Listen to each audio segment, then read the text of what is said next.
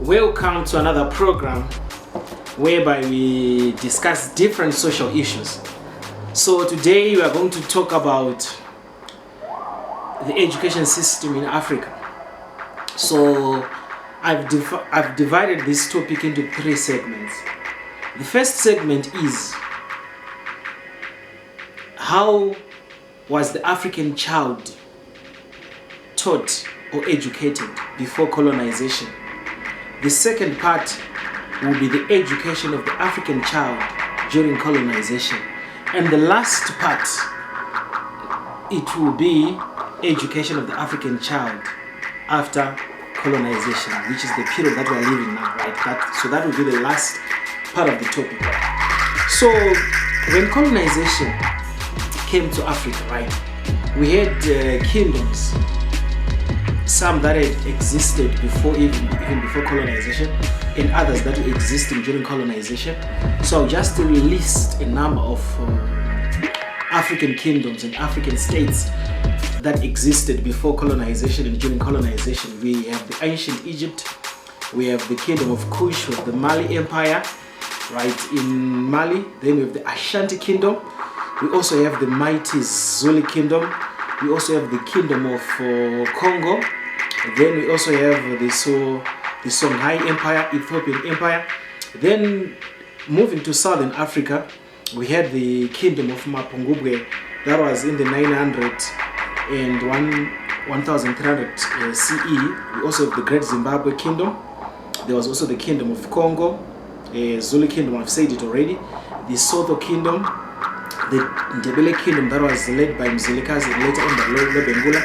Then the Swazi Kingdom, which is still existing today. And then we also have the Tswana Kingdom, which is also existing today, mainly in Botswana, right? So we also have the Mutapa Kingdom and many other kingdoms that are existing, right? So I'm going to run through how education was done in these kingdoms. Because, so the first thing that I need to clarify, when you say education, we don't mean whereby someone goes to a school, you sit on a desk, you get a syllabus, you have a teacher in front of you. We are talking about how the African child was taught social, economic, and different political skills to become a productive individual in the community, right? So number one, all these kingdoms that I've listed, they mainly excelled in about 4 economic conditions. So all these kingdoms that I've listed, right, if you check, they have their own way of educating the African child, which is different from the current education system that is day to day, right? So I want to zero down into different ways that the African child was taught. And also let me just give a clarification, because every time we talk about education, many people think about a school, desk, a teacher in front, dressed in a tie, in a suit, etc. Right? But education comes in so many ways. So these kingdoms, right, for example, Mapungubwe Kingdom, Mutapa Kingdom, and many other kingdoms, they were very strong in mining. They were very strong in farming. They were very excellent in hunting. And they were also good traders. Right? So I've picked 4 economic activities that I'll talk about that most of these kingdoms were doing. Mining, farming, hunting, and trade. Right? So it was a common thing that if you get maybe a group of 10 men aged between maybe 25 years to 40 years old, out of those 10 men, you find others are skilled miners, others are skilled farmers, others are skilled hunters, and others are traders. So there was no people in the community who would be idle, people who don't provide any economic value to the society. How was that possible? That was possible because when young men were growing, they would be groomed by their elders, groomed in mining, groomed in farming, groomed in hunting, groomed in trade. So at the end of the day, or in a lifetime, every member of the community would contribute positively to the community. There was no such thing that this one is the breadwinner, he's the one who provides for everyone. Everyone was trained in their own sphere until excellence was achieved. So you know that we are mining gold in Africa, mining iron, mining copper. Right? After the gold was mined, after the iron was mined, after the copper was mined, there were people who were also specializing in making the tools, making the weapons from these minerals. Right? So you know that when gold was mined, it was going to be processed into beads, into chains. Iron was processed. They would make tools, they would make weapons for selling and also for their own local use.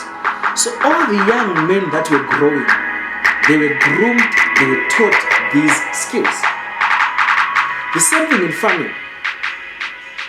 Young men were taught how to keep livestock, how to grow sorghum, how to grow rapoko, how to harvest, even food storage. They were taught how to store the food so that food preservation with different local indigenous knowledge skills that we apply. Then hunting. They would hunt elephants for their ivory for the tusk. They would also hunt zebras for the skin. They would process the skin, make beautiful clothes and leather that they would also trade with the Swahili merchants and different people from Portugal and also from Asia. So if you see that mining was active, farming was active, hunting was active, and after everything was done, there was trade, whereby you are trading with people from different parts of the world. So this is how the African child was being taught before colonization. You wouldn't come in a community, then you find someone who's 30 years old, 20 years old, without a technical skill that they would do. So now, the second part we'll be talking about where did we go wrong, because now you can find a 30-year-old guy who does not have any skill, a 40-year-old man who does not have any skill that they can use to generate their own income. They only have to wait for someone to give them a job.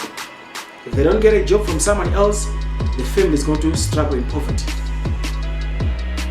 So where did we lose it as Africans? Right. So I pray that you join us in the next segment, whereby we talk about how the African child was educated during colonization. Because I believe that is the moment where all the dilution was done, that we lost what is supposed to be our core business. Because if you move around Africa right now, minerals are everywhere. You go to Botswana, diamonds are there. You go to Zimbabwe, diamonds, gold, platinum. It's everywhere. South Africa, diamond, gold, coal, it's everywhere. Right? But if you compare now in the past and now, it seems as if the African child or the African student is not really interested in understanding about the minerals in their own areas. They are not really interested about the farming and food production in their own countries. The hunting, we are not even there anymore. Hunting has been labeled as poaching, but hunting can be done in a sustainable way, because people are even doing hunting right now in a sustainable way. But if you check, very few African kids are participating there. Then also in trade, right? So for this segment, let's end here. We meet again in the next section, whereby we talk about how the African child was taught during colonization.